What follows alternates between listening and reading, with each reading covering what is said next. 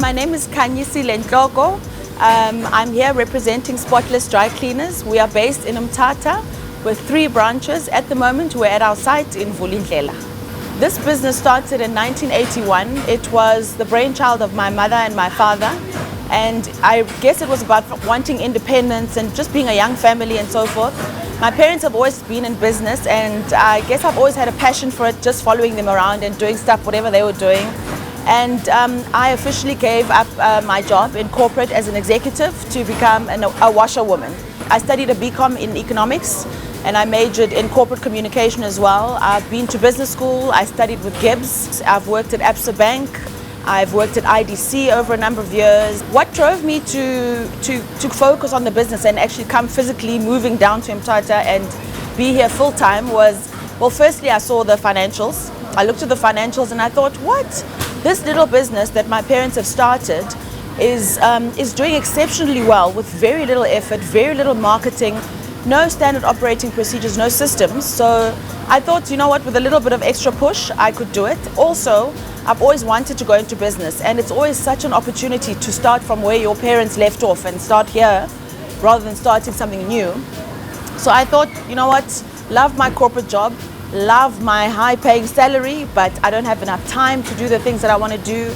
And I just wanted to be happy, and I wanted to just carry on with the legacy of the family.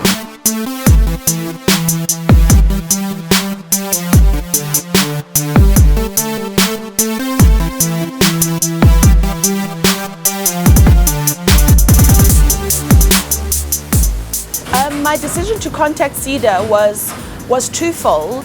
The main thing I felt that somehow somebody needed to know that we are out here. We are here with the biggest dry cleaning facility between Kokstad and East London. We employ at minimum 23 people, 24 hours a day, 365 days a year.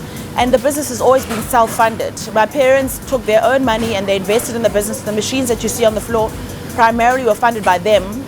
Initially, I went to Cedar because there was a change in the business. We grew. We've opened a second branch in the last 2 years. We've also now suddenly landed contract work, which is something that we never did officially. And I found that my efficiencies were not great, so I needed new machines. So I approached Cedar around that. And then they said to me that, look, we're running other programs. We've got incubators, we've got business support. There's lots of other ways we can help you outside of just the machine. We're not saying we're not going to help you with the machine, but there's other things we can help you with. So Cedar's been awesome to date. In the last month, I've had new signage put up. I've got new branding put up. I've had an opportunity to go and pitch at Cedar Pitch Perfect. I'd put in so much pre-work to try and get funding before, and I found that the biggest challenge in terms of me getting funding was that people didn't understand my business. And they simply just did not take the time to come out on site and see what I do. So the guys from Cedar and Umtata, they physically came out, they saw what I did, and from there, the door started opening. So thank you for them taking the opportunity and the courage to come out and saying, okay, Sisi, you're here all the time. Let's see, what is this thing about that you keep telling us about? So for them, you know, kudos to that. The other thing I would like to say to Cedar is that I really think that perhaps you need to investigate and look at service industries, because I think there's a gap in the market. It's so much easier, I know, to fund a product when you've actually got something tangible to feel and touch.